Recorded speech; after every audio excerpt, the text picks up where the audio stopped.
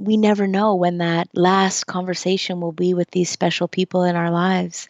And I'm going to do my part to make whatever time we have good. This podcast encourages and empowers you to create your own unique real story, develop your own unique real statement, and discover your own unique real self. The power is yours. Good afternoon, Johanna Lynn. Previously, episode 1856 of the 12-Minute Convos podcast. It's been just 2 years, 1 month, 20 days, 17 hours, 45 minutes, plus 2 minutes and 30 seconds since we last recorded that conversation.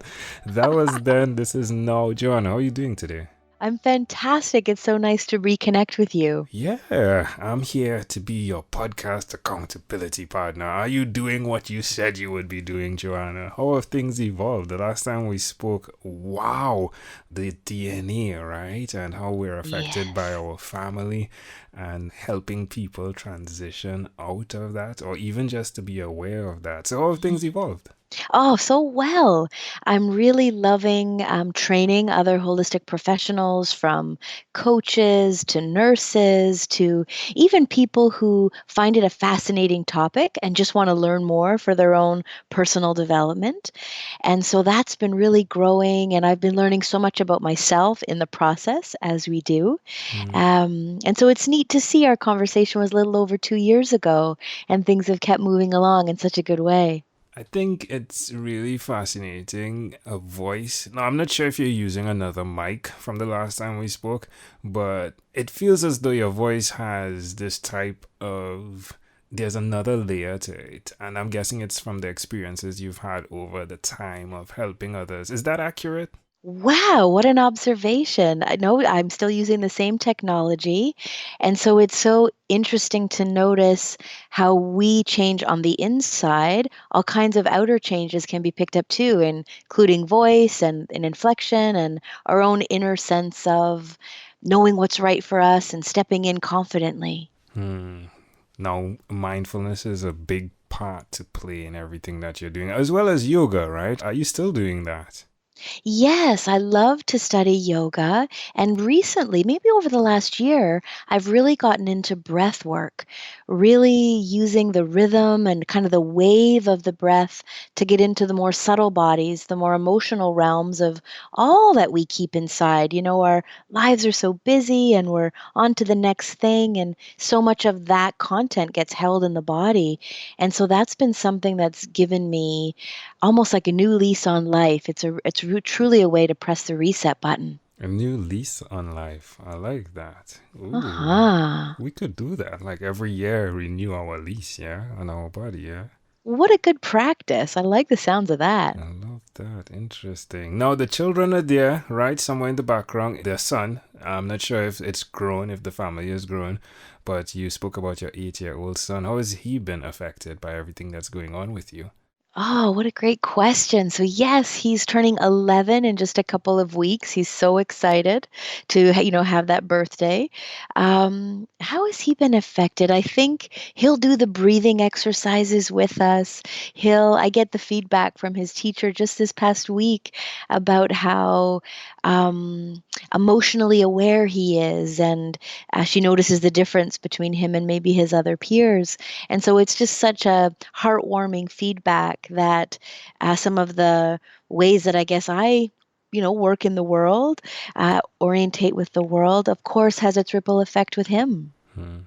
It's really intriguing, like the voice, and it's something that resonates. And I think we spend most of our life testing to see, hey, is this the voice that I should listen to? Or is this not the voice I should listen to? How do you discern that, Joanna? What is the voice of fear and what is the voice of intuition? Hmm. Yes, so good. It's taken me many, many years And I think for me, sometimes I've learned I was the type of person that would just rush ahead, just jump in. And I've learned through, sometimes that not being the right choice, to sit in the uncertainty and actually be okay, be welcoming, in fact, in that I don't know place. And if I'm unsure, an I don't know is more like a hold back and see what my body's telling me about that decision to determine, is this fear or is this an outdated message? Or is this my intuition telling me, you know what, this might be difficult, but it's going to bring really good things on the other side? So I've learned to slow down and listen to try to differentiate between the two. You've taken small steps. You have a big, hairy, audacious goal, right? Which is world peace. But Mm-hmm. more so, you've decided, hey, I'll contribute to this one family at a time. What's one step that our listeners can take away as an introduction to even the thought of, hey, I want to approach this conversation as to the pain that resides in our family? Mm.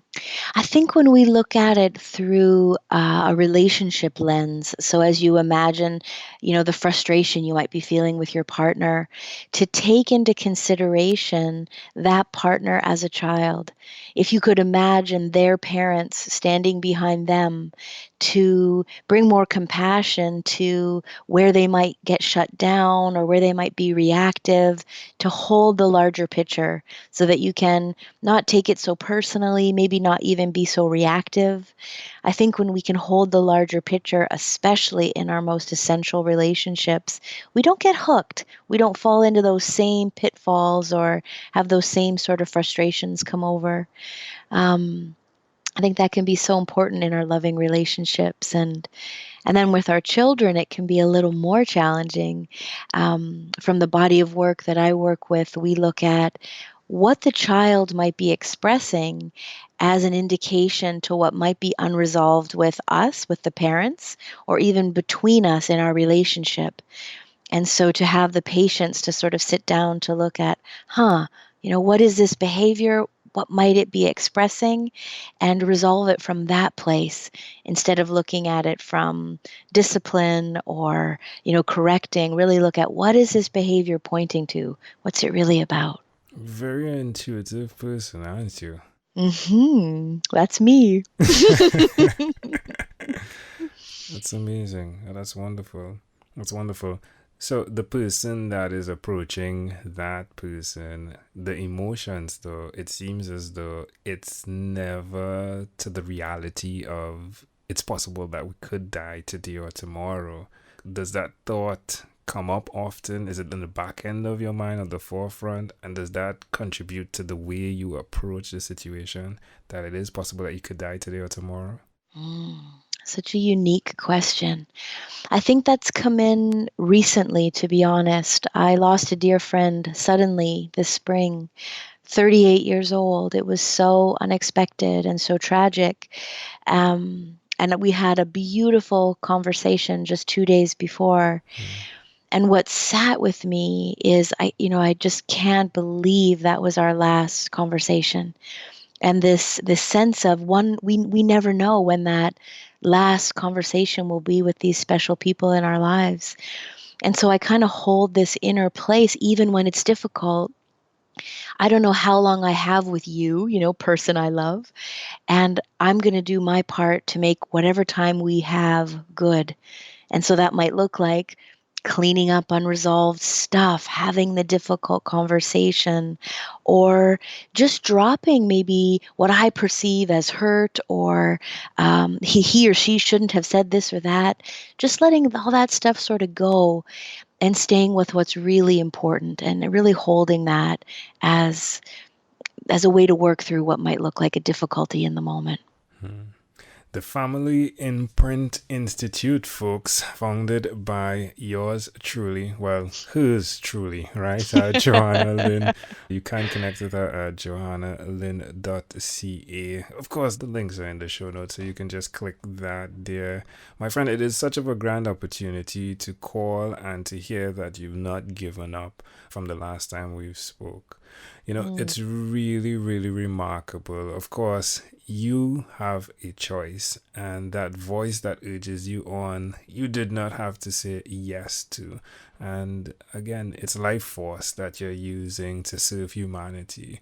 And I appreciate that. And so I want to say thanks on behalf of humanity for the work that you're doing, the goals that you've set, and how you go forth. Most definitely, I do not want that my 12 minutes was one that is the last conversation, but the fact that we can get to archive this is such of a beautiful opportunity for me and for those listening today, tomorrow, next year. So, Johanna, this is a grand opportunity. Thank you, my friend. In closing, is there anything else you'd like to share with our amazing audience?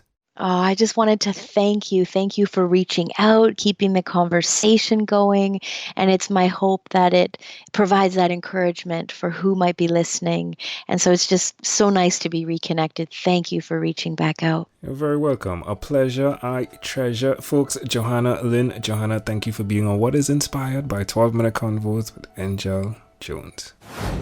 This podcast is produced by Pod Edits. Visit podedits.com for professional podcast publishing.